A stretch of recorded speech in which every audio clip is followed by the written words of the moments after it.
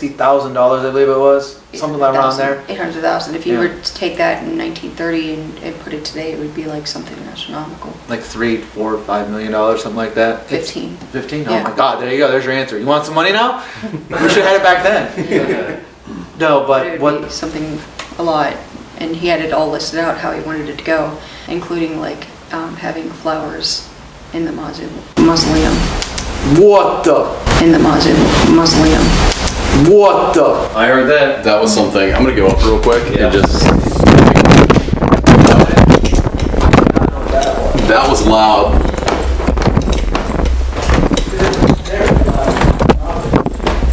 No joke. I'm pretty sure it was the evil room.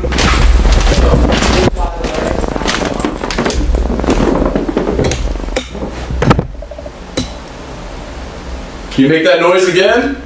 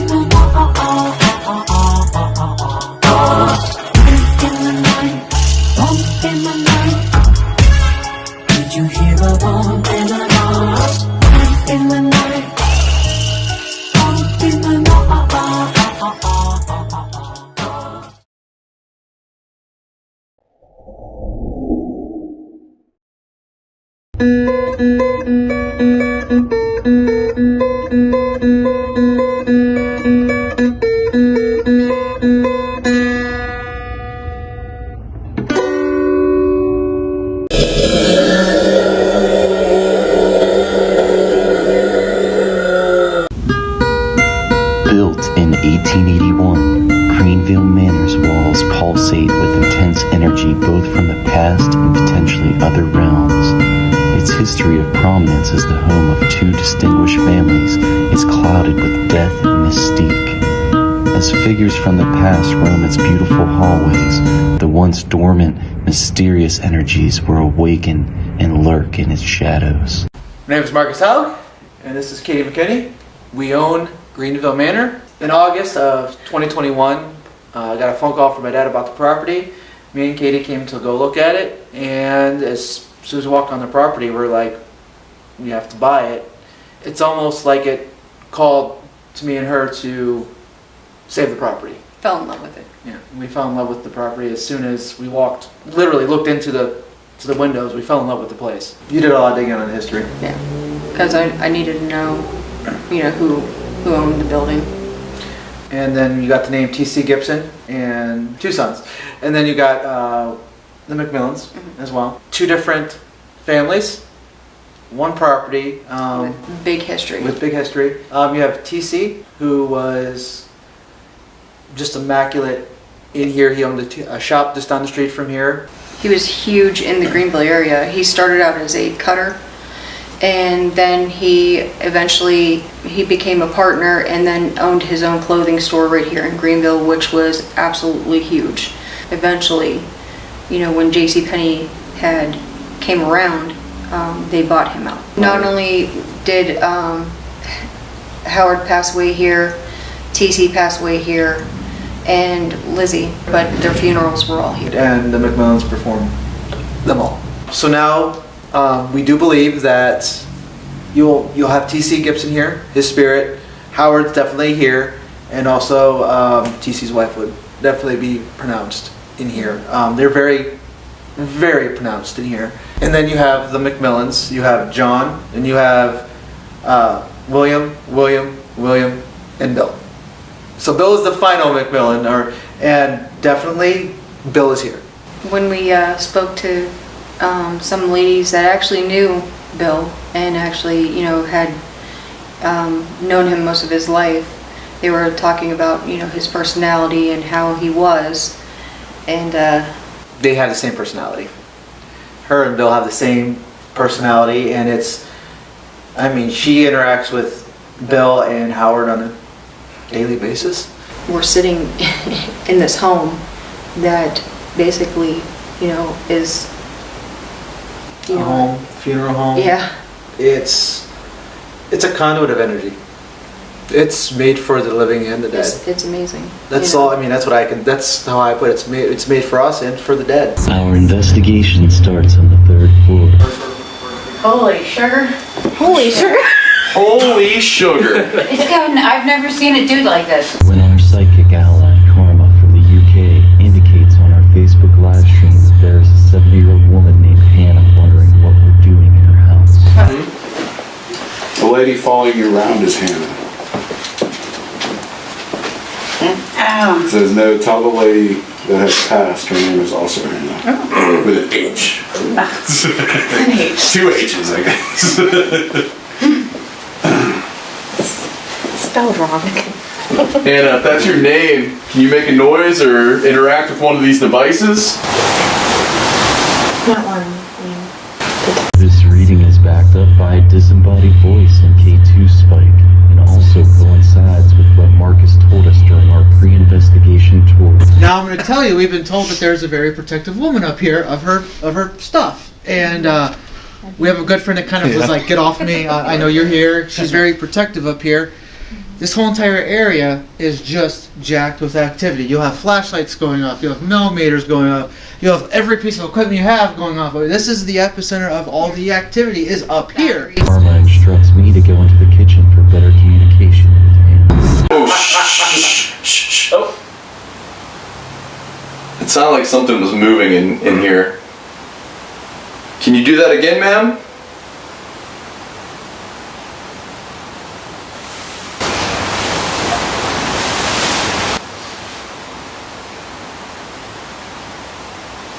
Should I bust out our favorite thing? Scare box? Yeah. Yeah. You know when you hear the fanny pack unzip. It's party time. It's party time. Ma'am, are you in here with me?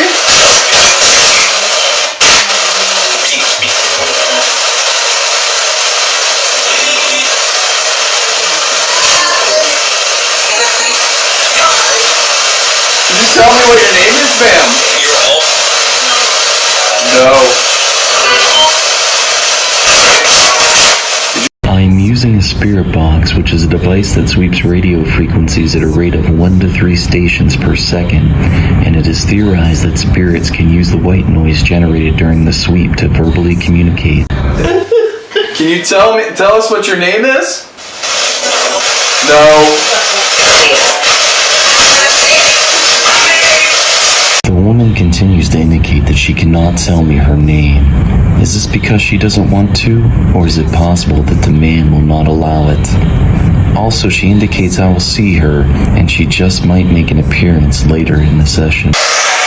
What happened to you in this house?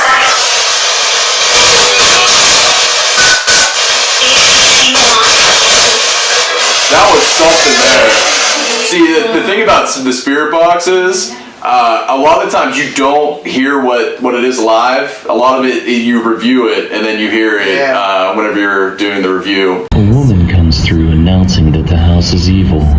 Our investigation will reveal just how evil this house can be.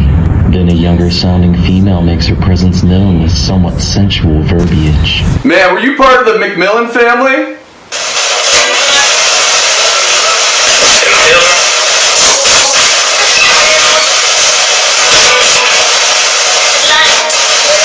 Inconclusive responses ring out, followed by what sounds like a conversation between a man and his daughter. The man tells the little girl to go to sleep, and she responds with light. Could this indicate that the little girl is struggling to sleep due to the IR light on our cameras? During the evidence reveal, owner and house historian Katie McKenney found no Hannahs on the McMillan side, but later uncovered that T.C. Gibson's mother's name was Hannah Hitchson Gibson. Could T.C. Gibson's mother be the Hannah that haunts the kitchen on the 3rd floor? As paranormal investigators, it's always great to uncover spirits and history that was previously unknown about the location. Now, is it true? Is your name Hannah?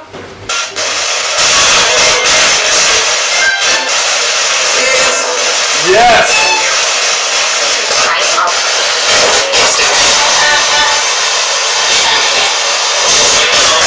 How old are you?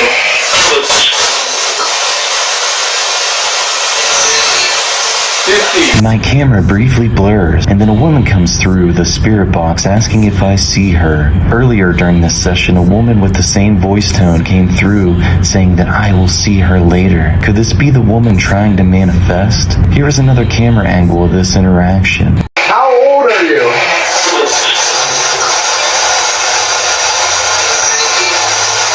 As you can tell, the phenomena does not occur with this camera, as if the woman focused all her energy to manifest specifically on my camcorder. A similar phenomenon occurred at the Bel Air house when I believe a male spirit tried to manifest through my camcorder.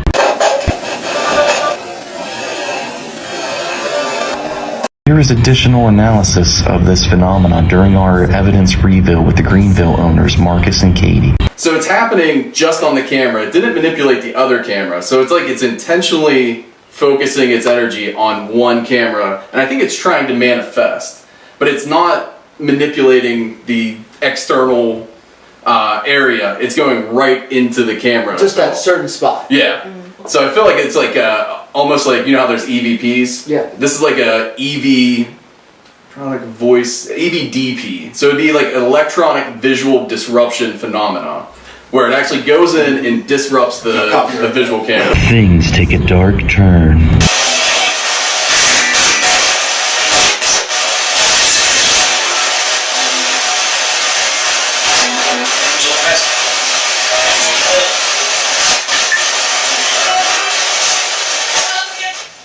A spiritual oppression occurs when a parasitic entity latches on to an individual in an attempt to take control and create a full-blown possession. Angels often appear to individuals in the form of a symbol. However, the angel in this case is likely not referring to divine beings coming from the heavens. More on that later in the investigation. I decide to make myself more vulnerable by pulling my mask on to act as a blindfold.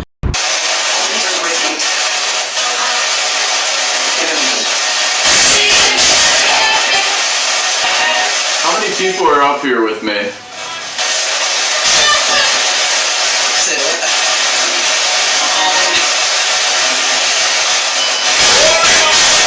We've already had the electronic visual disruption phenomena that coincides with the evidence we've received from our time at the Bel Air house in Bel Air, Ohio.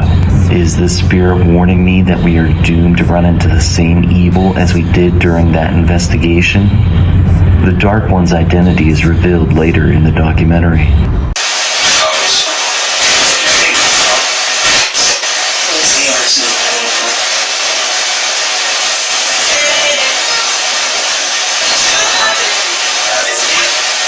Again, the references to an angel, and now God as well. However, this is not what you are thinking. Just wait. I feel something in my feet. Is that you? Can you tug my foot a little harder?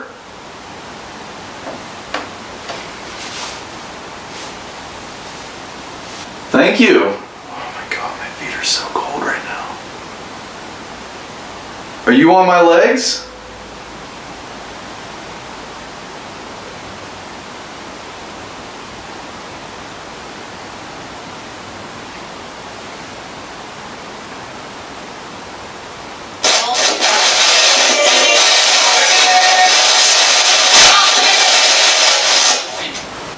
Flashlight, the cold feet, and the spirit box confirmation. This is a definitive spiritual interaction over multiple mediums of communication. Could it be that Hannah was making her presence known by putting her hands on my feet and then turning the flashlight on? How many people are up here with me? Please tell me how many people are in here, in this room.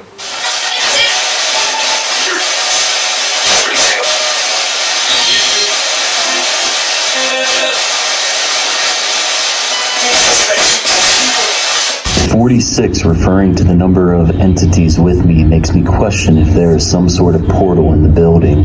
Could it be the supposed Dark One saying Jesus makes you kill people in an attempt to get followers of Christianity to denounce their faith and follow it? Hannah, are you still here?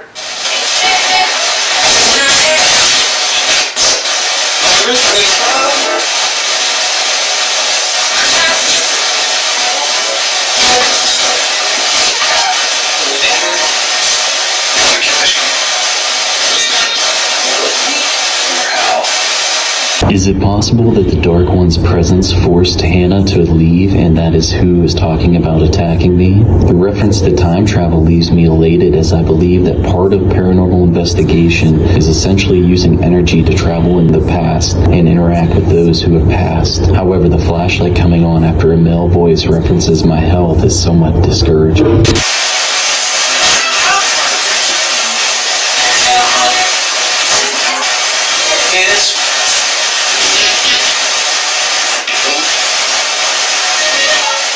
No, it's not.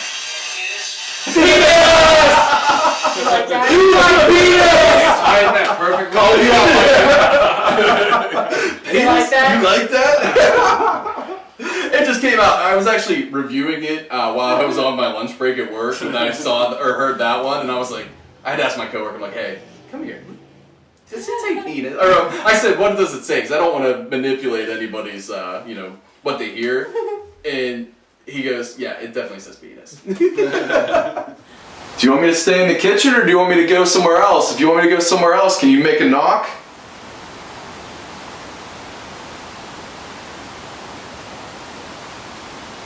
Flashlight just turned on. There's someone still in this kitchen with me. Can you make a noise?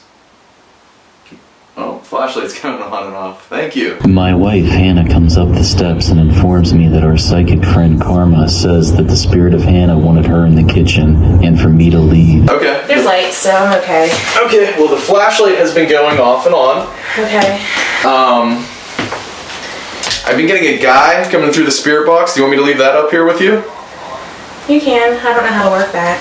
All you do is turn it on up here. I've been getting a guy coming through the spirit box. Do you want me to leave that up here with you? You can. A spirit comes through saying loved ones, and I believe they are referring to Hannah and I's strong connection. Another spirit tells me bye as I leave Hannah by herself to interact with, well, Hannah, and I make my way downstairs to the dreaded evil wood grain room. I've been told to cut this from everybody. From everybody by a psychic. They said, if you believe in demons, there is a demon here. I don't know if that's what they said, but I don't really believe that it is. I just think it's just something messing around. Dark. Something dark, yeah. This was my playroom. Yeah. My grandma would get mad at us because all of our toys were in here, but me and my sisters refused. We refused to play in here. Maybe 5 minutes, and then we're like, we're out.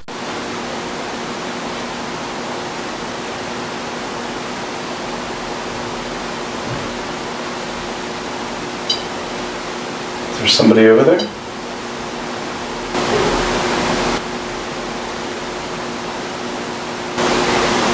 Before I can set everything up, the activity begins with the REM pod buzzing and voices appearing. A REM pod is a device that emits an electromagnetic field and is designed to alarm if anything breaks that field.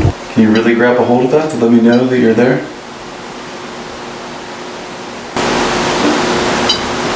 The light in my hand is actually the IR light from my body camera. Unfortunately, it did not work during this session.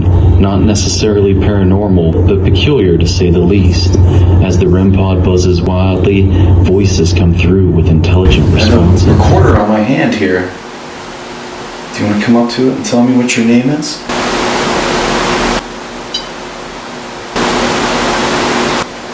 This is one of the many times throughout the night that a spirit indicates that they cannot provide their name. Is there an evil entity overseeing and gatekeeping the other spirits?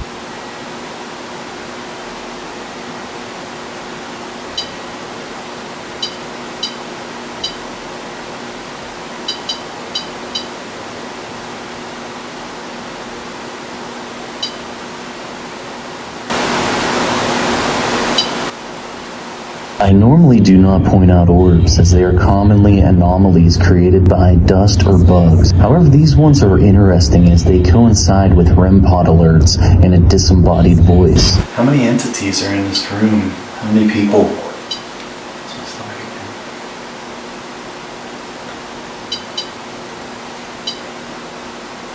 When I ask how many entities are in the room, the REM pod provides 3 alerts. Could this mean that there are 3 entities in the room with me?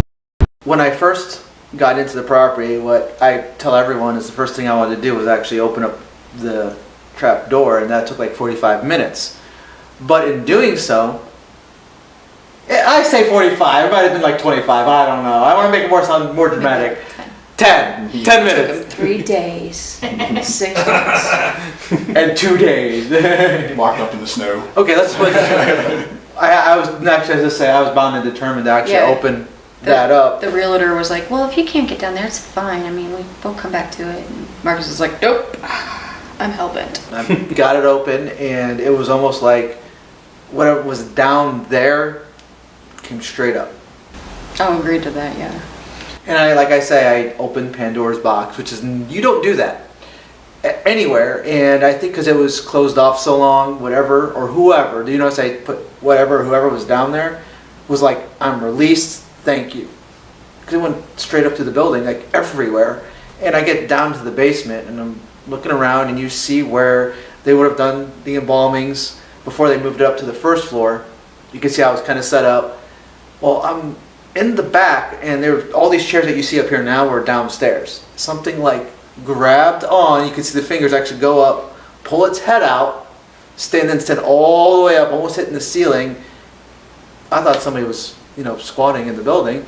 It was not a person, because it ran and it just disappeared.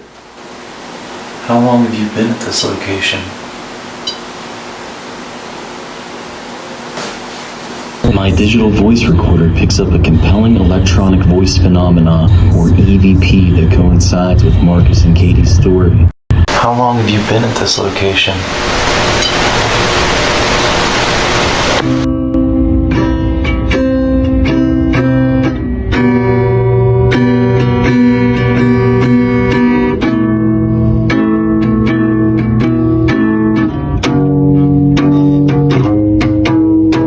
Return to Hannah doing a solo digital voice recorder session in the 3rd floor kitchen. I see that flashlight, Hannah. Can you turn it off?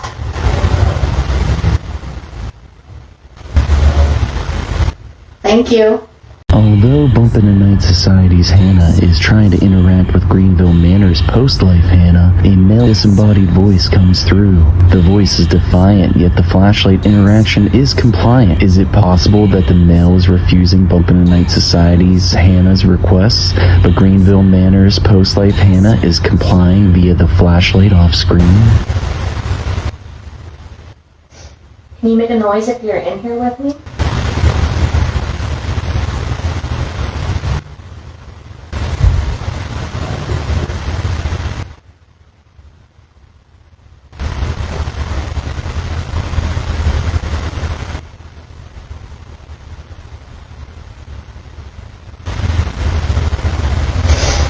The angry man returns, wanting Hannah to leave, and then an argument begins between an older-sounding female and a male spirit. Keep in mind the audio is turned up as loud as it can be, but for better analysis, you must use noise-canceling headphones. Here is the same sequence, but using the audio from Hannah's digital voice recorder that she has in her hand. Can you make a noise if you're in here with me?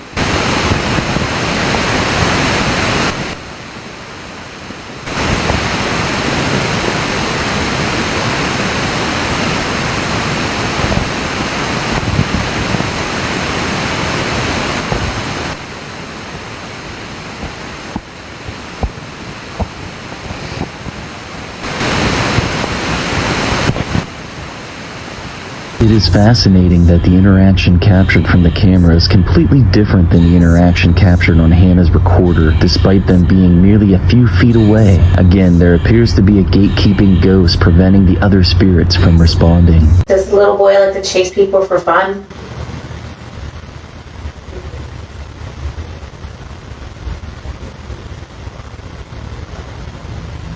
Our psychic friend Karma tells Hannah about a rambunctious little boy, but the camera audio picks up a conversation between two spirits. One of the spirits indicates that they need help. However, the little boy does appear during the same sequence on Hannah's digital voice recorder audio. Does the little boy like to chase people for fun?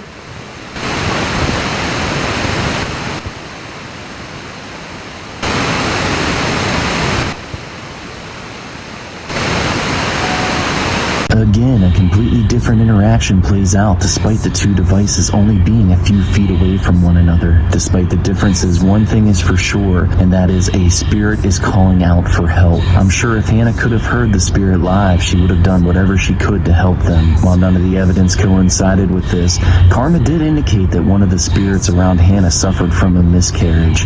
An interesting event occurred when we brought this up to Marcus and Katie during the evidence Well, reading. didn't Karma say Hannah went through a miscarriage? I think we've been discussing that too. Yeah. Yeah, she did. Yeah. See, we've talked about that a few times. I spoke of Howard and his wife possibly had a miscarriage, and that was something traumatic for them. And when we were here with a local psychic, and I sat there and I said, I don't really want to say anything until I have confirmation of this. And she was here and she had her flashlight on the bed. And she sat there and she goes, is this something that might have upset you? Did you? And the flashlight went pure bright. Mm-hmm. And, you know, it was something, you know, that she sat there and she said that, you know, that she felt that it was a big thing in their marriage, that it upset him as well as her. That now, again, I don't have confirmation, but it, and this is just me, what I get sometimes in my head. I really don't know what happened, but it's just, and I don't know if it was. Yeah. I don't know how everything went because, you know, TC was a very, you know, lovely man. And back then. Yeah. That was that light. Or No, that was that. that light, yeah. So what it It did? went down. It went dim. It shouldn't be. Yeah, it just went dim. Maybe what you're saying. Is it possible that TC or his son Howard were upset by Katie's theory? We return to the evil wood grain room and things get, well, evil. Tell me what your name is.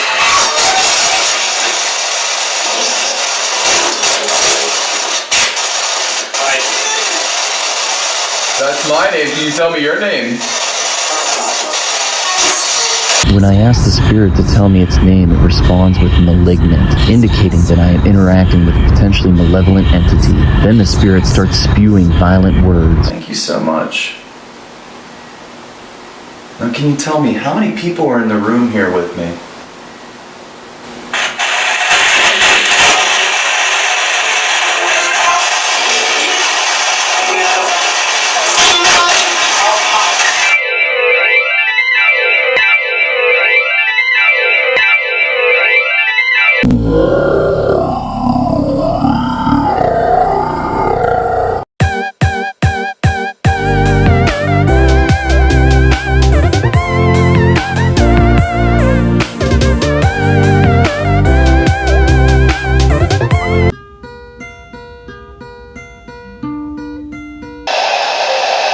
Can you tell me what happened here?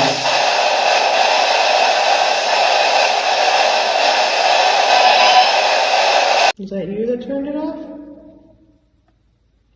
If it is, can you turn it back on for us so we know it was you?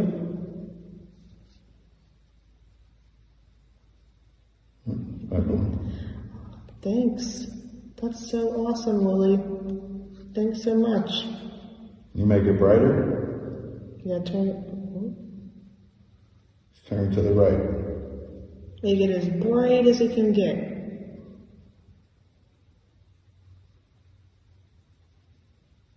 There you go. Did you receive a lobotomy? when you were alive.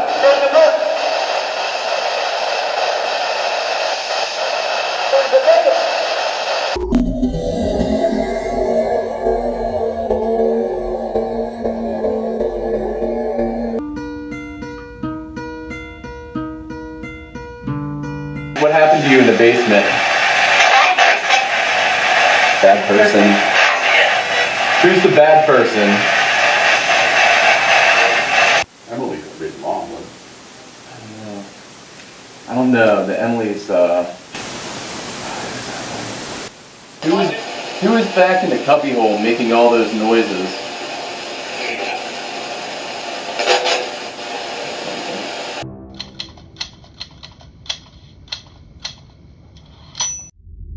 Minnie, can you turn the flashlight back off?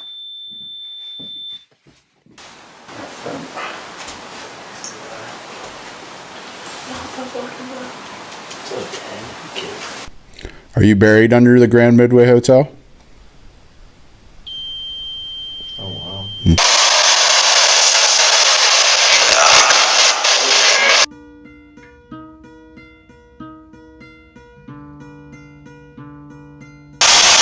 Martha!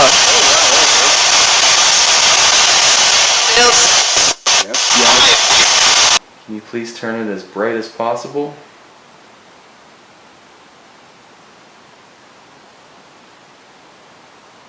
Ooh, there you go. Thank you.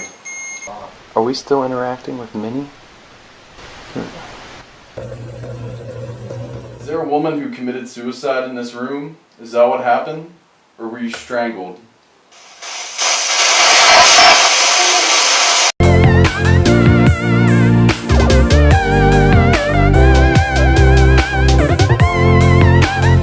Walter, are you here with us? I am Mike. I am Mike. Wow. Is there an entity attached to the doll that's sitting in Sean's lap?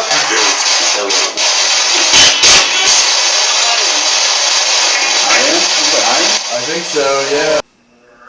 Sir? Oh! We're prone to solving mysteries, and we want to solve this one. What is it that haunts this place? What makes it so negative?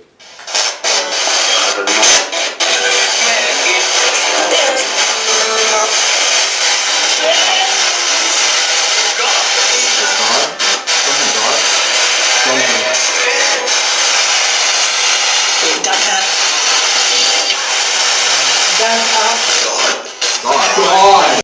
Jake, did you die at this location?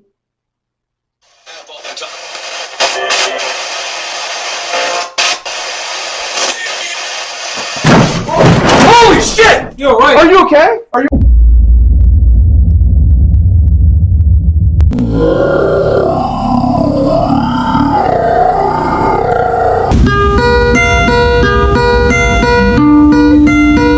We return to the evil wood grain room where an entity revealed itself to be a demon.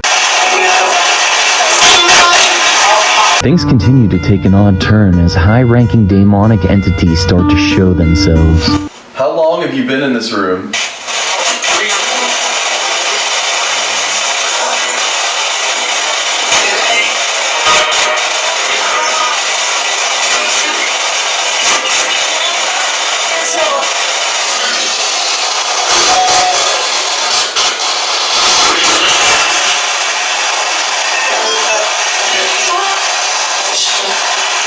Multiple spirits come through with different timelines, indicating that there could be some sort of portal in this room acting as a gateway for spirits to travel. The one that catches my eye is when a spirit comes through saying it's old. Then the name Ashima, the demon of wrath, rings out of the spirit box. Here is our conversation with Greenville owners Marcus and Katie regarding Ashima and the potential portal in the evil wood grain room. The Ashima is a demon of wrath. I forget the religion. I couldn't even pronounce it. But it's sort of like the 9th century. And it's associated with violence and just pretty much any debauchery possible. And you get, like, earlier, had a EVP come through saying, like, fight me, attack you. Kind of coincides with what Ashima is defined as. Go ahead, just say it out loud. Your dad. Yeah. So, when we say by owners, we're not the only owner of this building. My dad is. Yeah. And if what's here, what you're saying is here, what it's telling you is here, we've seen it lash out through him.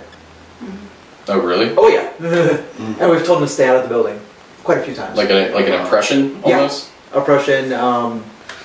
He gets mad and angry about stupid stuff. Yeah. And You can swear, it's fine. Stupid shit. And then when he's away from a while, he's fine. Yeah. It's like he's a different person. That might coincide with like an Ashima, because Yeah. that is the demon of wrath. Well, again, we have that woman Yeah. that is looking at me and him. Yeah. It could be. And there is They're a both- woman who says, like, you'll see later on. Now, Ashima was male. I don't believe Ashima's a high-ranking demon. Yeah. I don't think Ashima's going to become a Greenville man, like Yeah. Greenville. The I don't believe city. it either. But there may be a portal in that room. Yeah, well, we're finding out more and more about it, and it's weird. Some of Yeah. the stuff we're finding, and it's... Because she says that she wants the owner, and they both are identifying as I am the owner. Yeah, So that's I'm not true. the only owner. Yeah. You know? I'm just the one that's here the most, you know? Yeah, yeah. But when he comes in here, it's like, He says, I'm the owner. Yeah, yeah, And they're both Marcus. yeah. Oh, yeah. Kind of like the alpha attitude, like he puts off more or less. oh yeah. Yeah. So we're both, when we come here, we kind of put that alpha, like, we're the owners, you know? Yeah. Yeah. But who does it go home with? I make sure that nothing's coming home with me. He doesn't. Mm. Yeah. Yeah. That's the difference. Yeah. But when I get here, like she talked about the fighting upstairs. If that's what's coming through here and that's making us fight up there, that's exactly what it wants to do. Yeah. Are you trapped in this room? Oh my. Flashlight just turned on. Thank you. The flashlight turns on by itself as the spirit says hell's coming. Little do I know that hell is coming and another familiar name is about to be spewed out of the spirit box. To the person who's turning the flashlight on and off, can you tell me what your name is?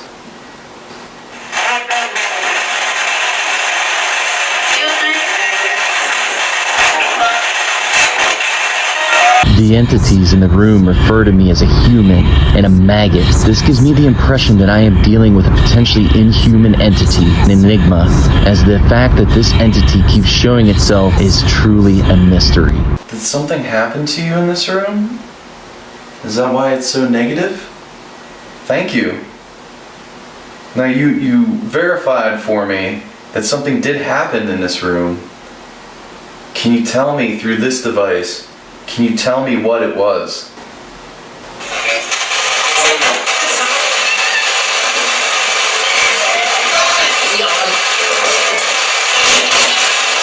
Now for the big reveal.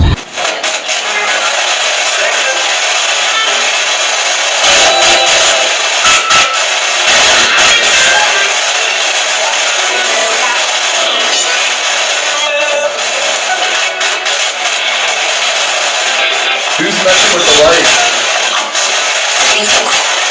Who is that?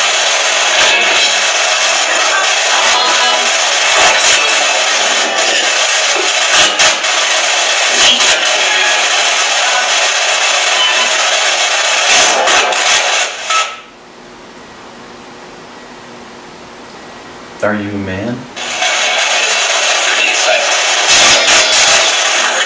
The spirit box states that he's coming again, and then shouts daemon deity Moloch, the sacred bull and prince of the underworld, covered in mother's tears and children's blood. References to Moloch date back to the Old Testament as a daemonic deity commonly associated with child sacrificed by fire, one of the 7 angels that fell out of heaven with Lucifer and worshipped by some pagan sects. Moloch showed up before through an ovulus at the Bel Air house.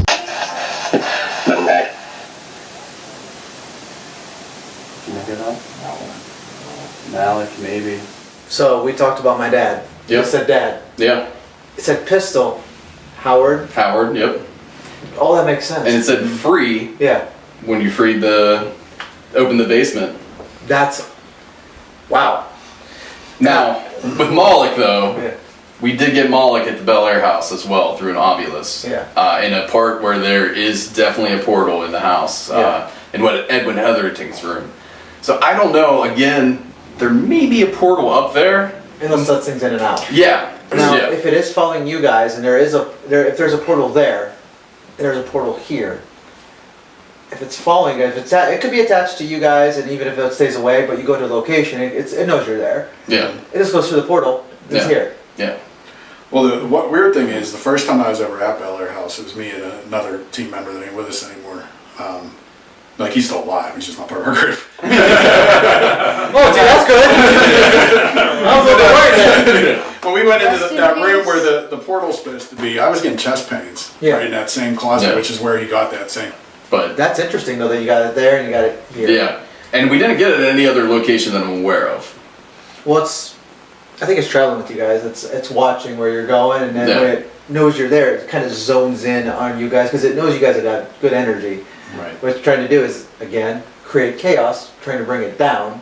Yeah. And sometimes it does. I mean, we felt some chaos here, but it's mostly good, you know? So there's, like I said, there's something stronger here. What is it or who is it? I'll never know. You know, this is why you guys are here. Just like Ashma, though, Moloch, big boy demon. And it makes sense with the angel and everything, because he was one of the 7 original fallen angels that followed Lucifer out of heaven, because they were banished, and we did get an EVP saying banished earlier. Angel oppressed, possibly, maybe he is following us. We did have an oppression and a possession at the Bel Air House, so maybe it is possible. I don't think it is Moloch, though. I think it would be maybe one of his legion that comes through the portals to kind of just take energy back to their realm, if the portal thing is true. Is Marcus's portal theory true? Could there be a portal at Greenville Manor and a portal at the Bel Air House, and Moloch's legion with some daemonic spider sense is able to detect our group when we are close to a portal? If so, why did this daemonic deity choose us?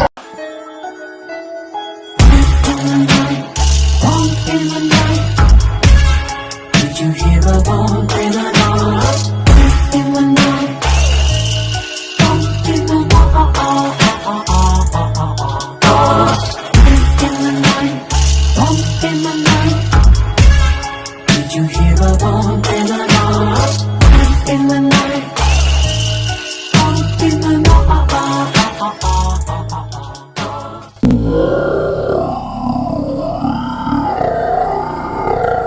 Lieutenant Howard Gibson, he actually passed away in this house. He died on the 2nd floor of a report from William McMillan stating that he accidentally shot himself in the leg, severing the artery, and basically bled out. We actually have reports from the police and as well as Mr. McMillan. He was cleaning his gun in his room one evening and just had that one little mistake, and the gun happened to go off, and it went off and it went in his thigh, and back in 1930 he bled out, and unfortunately for Howard, he died. The team uses a flux, which is a device that has a green and red light and allows spirits to answer closed-ended questions. In this case, the team asks the spirits to use green for yes or red for no. Then Jen decides to break out the Charleston. You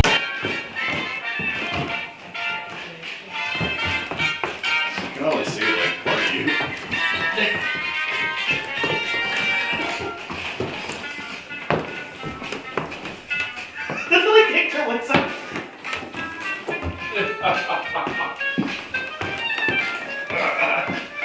Can't really see you. I'm not scared about that. I think I just saw I'm just scared if they can see me. I saw one. Yeah. Like, See, they like it. went up from the, no, that's not. No, they don't like it.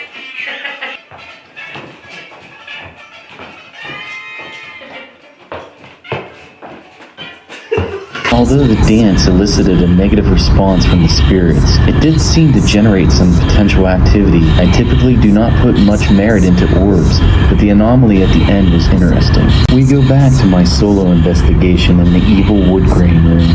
I don't see your head in here. I know, my camera angle's horrible. I I got decapitated by the camera. I am by no means a professional videographer, and I assure you you're not missing anything special. If it makes you feel better, I can add my head to the frame. Nah, this documentary isn't about fancy camera work or cinematography. We're here to solve mysteries. Are you human?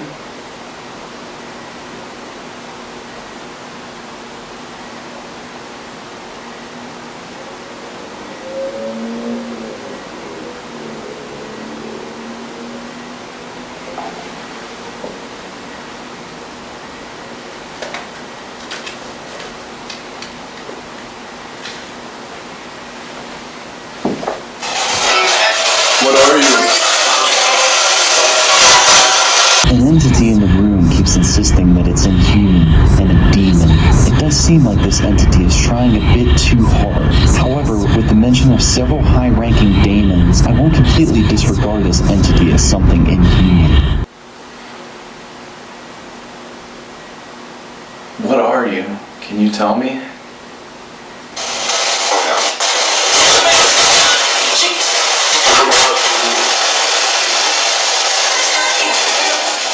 Every time I come to a place, I always like to leave knowing something that wasn't known about the place before we got there.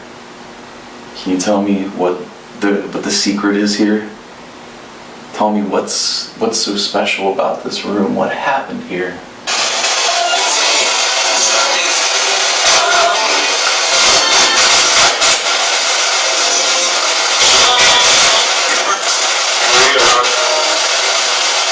You are allowed. Tell me.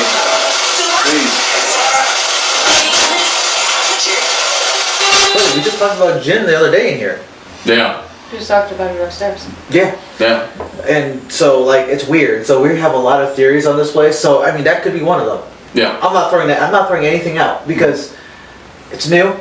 It's like a beacon of energy. I keep talking about it for anything and everything right now will come in. So Yeah. you don't know when you're leaving, when you're gone, and no one's even here, what's actually coming in. Right. Yeah. It's just a beacon of energy. Yeah. Yep. So that's interesting. Like, we can discuss that all day. Yeah. And I think there's a portal here. Yeah. And it's a female tone saying, I am a djinn, Yeah. I'm a demon. Also, the awakening from earlier, the EVP from the digital voice recorder. It's hard to hear now, but if you put headphones on, it's I a can hear female it. voice. Yeah, I can hear it So, being said. is it possible that what you awoke when you went into the basement was a djinn, was a demon?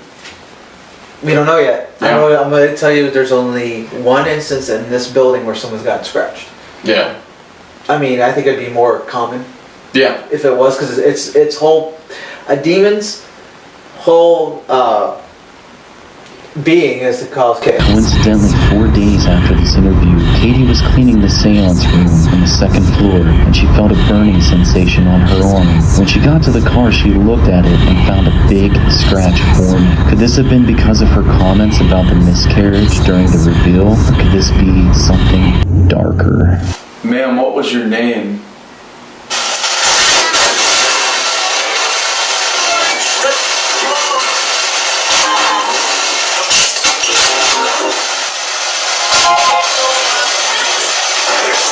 Why did they say this is a negative room? Can you tell me?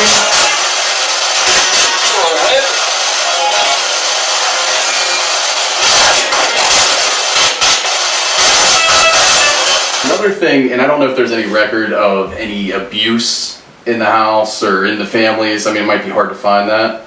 But you heard, I hit my daughter. Remember it said dad? We thought it correlated, but maybe it was a father abused his daughter, called her a psycho, called her evil, and then she kind of personified herself as evil. Is it possible that this girl may have been abused and she's trying to say, like, she was always told she's a psycho, she's evil, so now she's saying, I'm a demon, I'm a djinn, because it's really hard to say that a demon, a djinn, these powerful demonic entities are all up in that room. Exactly. It's a 1 in 100 million shot. Yeah, so it seems like whatever the negative, it's definitely a negative entity. So you think it's a little girl that's saying this, or a little girl, or just a young I don't woman? think a little girl would know what a djinn is. Like, See, I don't even the think only- most normal people know what a djinn Yeah. is. They never had any children. Yeah, they never had any children. John is right. There is no way that a normal person would be able to recite these daemonic beings or know what a gem is. Then could this entity in the evil wood grain room truly be inhuman? For now, I leave the evil wood grain room and join the team in Howard's bedroom. Howard, are you in this room with us? I am. Immediately, Howard lets us know that he's in the room with us. We know that Howard was killed in the room while cleaning his gun. While admittedly not backed by fact, Marcus does have a theory about a unique anomaly in the windowsill by Howard's bed. Yeah, this is Howard Gibson's room. Okay. This is the room where he passed away in. We do know that he was cleaning his guns at the time. It was a 45 caliber bullet. It was a semi-automatic. It was probably from 1911. And from the evidence, he was cleaning his guns. Now, 45 caliber is not until a few weeks ago, probably about 6 weeks ago, I hadn't noticed anything up here. Well, if you look right there, there's a hole. All right. This is the weird thing. I'm not saying this is a bullet hole. I'm just saying this is coincidental. I can't tell you anything. But Okay. don't ask me. That fits in perfect. I'm not saying it's a bullet hole. I'm saying it's just a little weird that it's like that. Howard, did you die in this room? Is the story true? Howard confirms that he did in fact die in the room, but is Marcus's theory about the hole in the windowsill accurate? There's a theory that this bullet is a bullet hole. Is that true? Is this the bullet that killed you?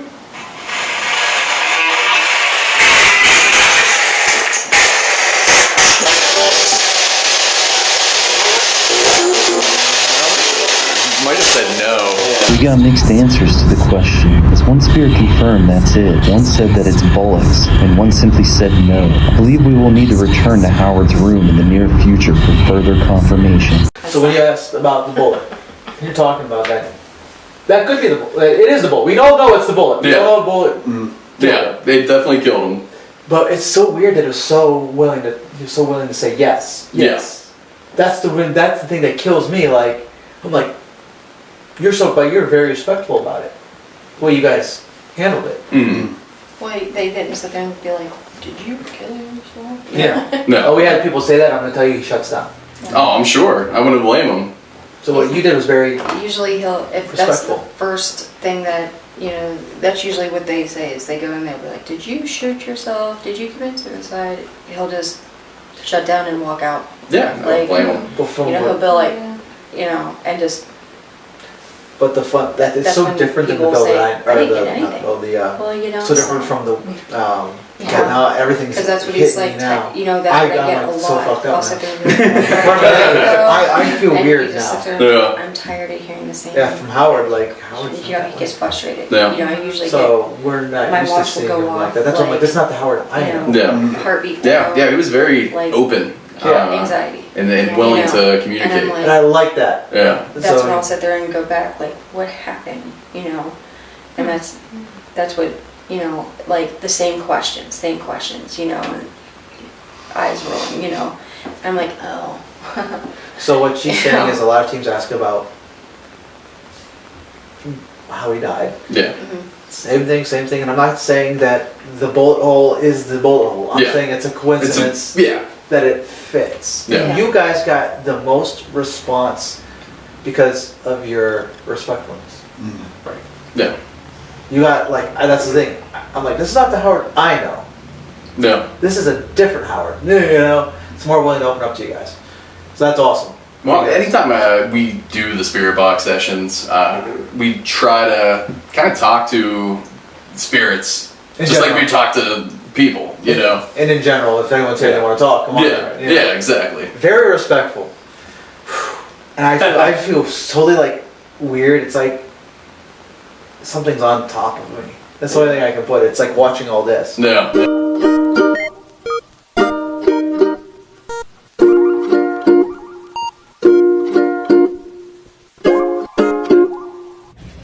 Just a friendly reminder that ghosts are our friends and they should be treated with respect at all times. Please do not provoke, harass, or taunt the spirits.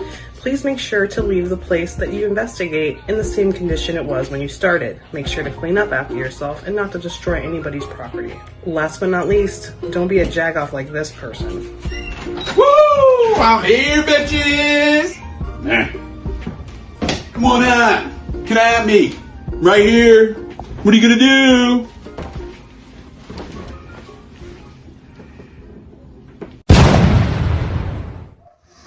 Alright.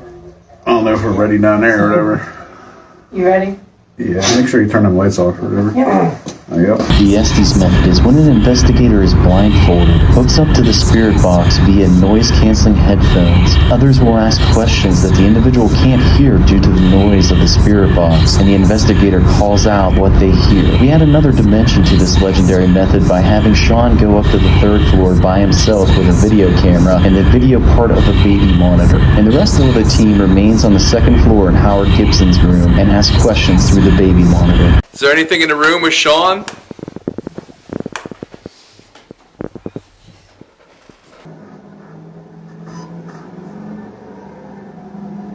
Anything in there with Sean?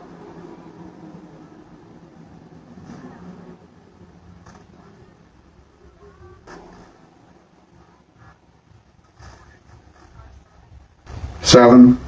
Sean calls out the number 7. Does this mean that there are 7 spirits in the room with him? If there's someone in the room with Sean, can you knock one of the cameras over? If there's someone in the room with Sean, can you knock one of the cameras? What about us? The spirits saying the word us backs the notion that there are multiple spirits in the room with Sean. Can you tell us what your name is? Yes, I heard that bang. Was it April downstairs? I don't know. Can you tell us what your name is? Alert.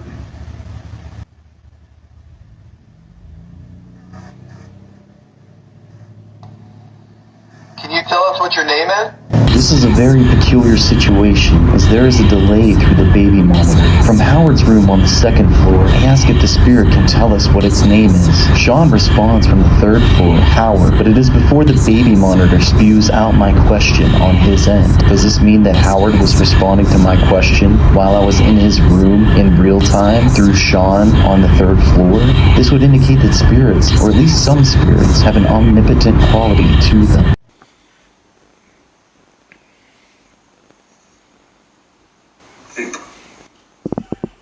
Did he say poop? Did it legit just say poop? Yeah, don't ask. This concludes the channeling session, and the team goes down to the original embalming room on the 1st floor. Using a flashlight, an electromagnetic field detector, and a REM pod, we try to connect with the spirits on the 1st floor. I'm also like, my eyes are closed, I'm like this. I do that all the time, like when everybody's like talking, I'm like, you guys think I'm like involved, but I'm just like, She's sleeping. I gotta get my power nap. Did you see the orb show up behind Hannah? Involved, but I'm just like. Upon further review, the orb appears as Hannah is zipping up her jacket, and the orb coincides with the movement of her hand. My conclusion is that the orb is a light anomaly created by Jen's IR light, reflecting off Hannah's ring. I cursed myself by getting my wife such nice bling. Is there anything at all in this room? Can you make a noise? Can you knock that chain up there on the wall?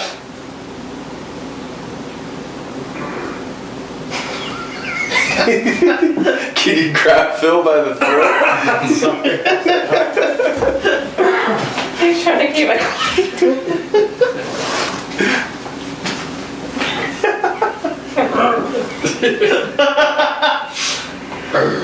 Oh. That flashlight's like just moving. Huh?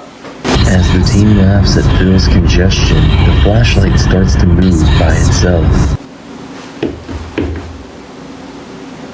Can you knock down the flashlight? That thing is pushed over. No, you're not. No, I actually stay. It's moving. Is it really? Can you push it harder? Can you knock it over, please? Push it real good.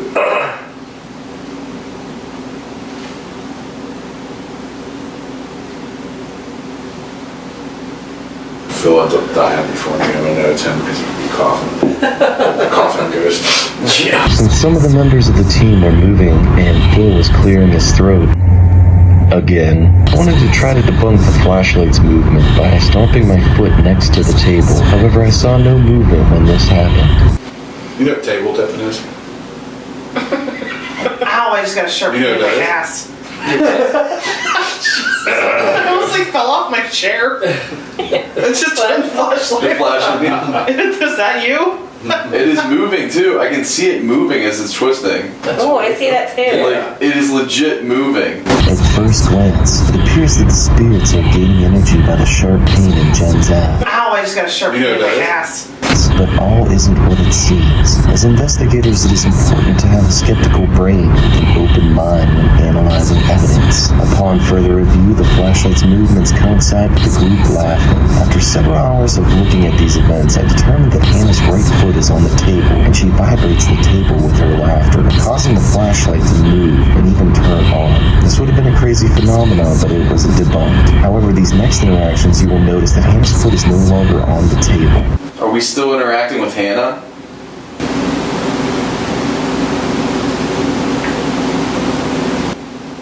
Thank you.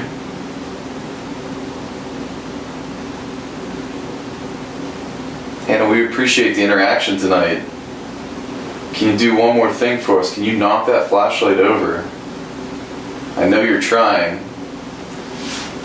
Our friend from the third floor returns with a disembodied voice and then turns the flashlight on. When I ask her to knock over the flashlight, you can tell that she tries because the flashlight begins to flicker on cue.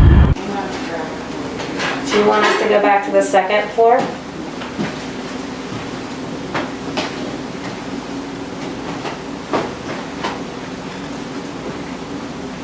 Do you want us to stay on the first floor? There you go.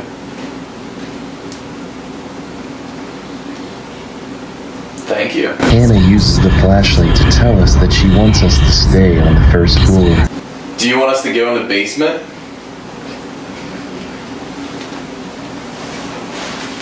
Hannah said she wanted us to stay on this floor. Now you listen to the Hannah, okay? Do you want to? That was pretty on point. Yeah, that was. She's right. Telling you. You listen to the Hannahs. Luckily, I don't live at Greenville Manor because one Hannah is enough, and I don't need two of them ganging up on me. Room with the baby coffin. There's that room with the red couch. Do you want us to go in the room with the red couch?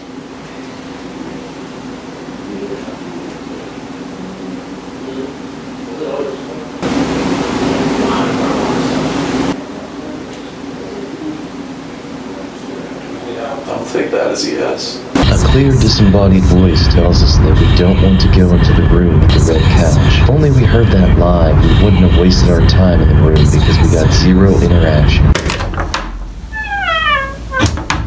Holy sugar. Are you good now, Phil? Phil, no more clearing your throat for the rest of the night. And no more yawning. No, we're not. Yep. No yawning or clearing your throat allowed. No. Put your balls in the hole. Good, Phil? Can you go tackle Sean if you're here? Can you knock that chain up there on the wall?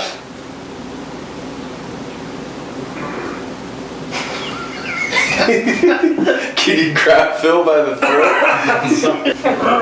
Phil ends up dying before me. I know it's him because he'd be coughing. Coughing ghost. Yeah. That's my stomach. That was my stomach. God, I hate my fucking stomach. Was that April making that noise? Sorry. Okay, Phil. I know. What's your Phil? I know. No sniffling, no yawning, Phil. And then here's Michael doing the same thing. I didn't yawn, I just sniffled. See? It said no. It said no. He didn't do the same thing. He just sniffled. No yawn. Oh, that's that. It used to be cool, man. Phil! Sup, Phil? God damn it, Phil. Phil!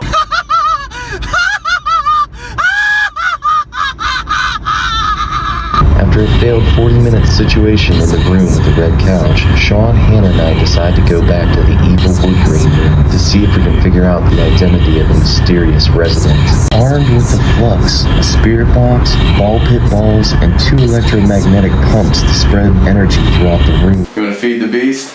We try to make contact with the negative entities I communicated with earlier in the investigation. Are you here with us still?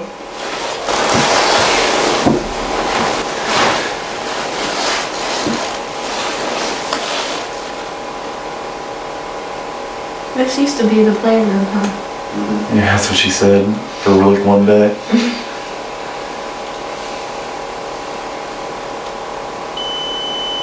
Thank you. The female spirit comes through clearly as a disembodied voice and also uses the flux to let us know that she is in the room with us. Are you able to knock on one of the walls or move something?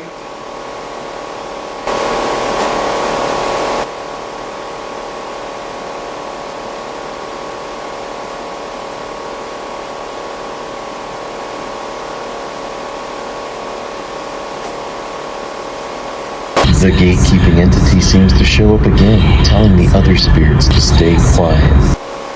Are you evil? Green for yes, red for no.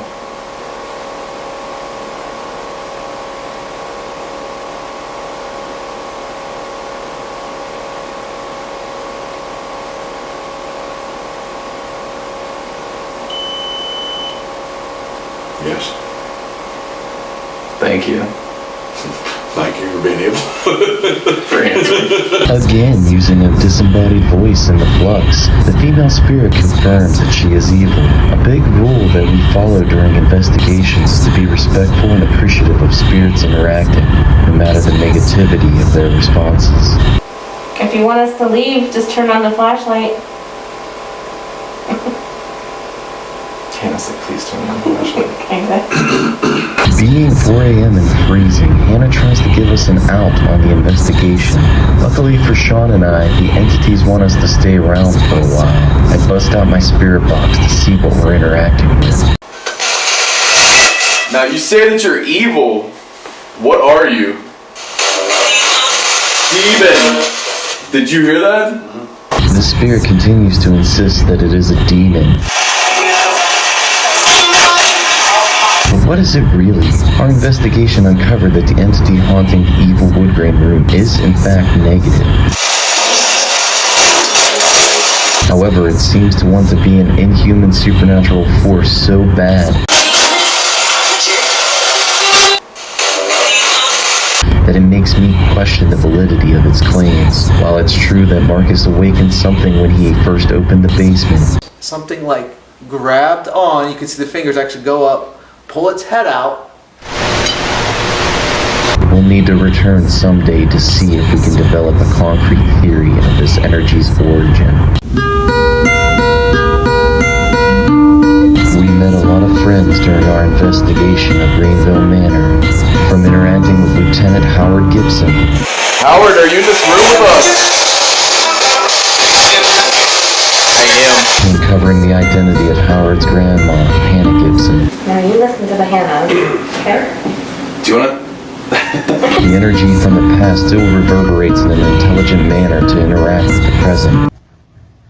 Howard? Besides the history of the location causing energy to transfer throughout the building, is it possible that there is a portal in the wood grain room? Now can you tell me, how many people are in the room here with me?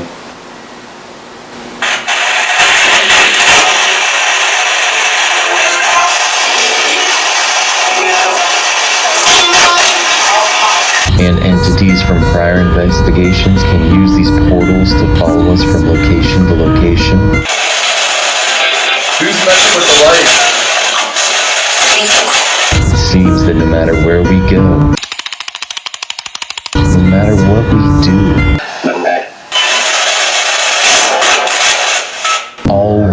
lead us back to Bel Air.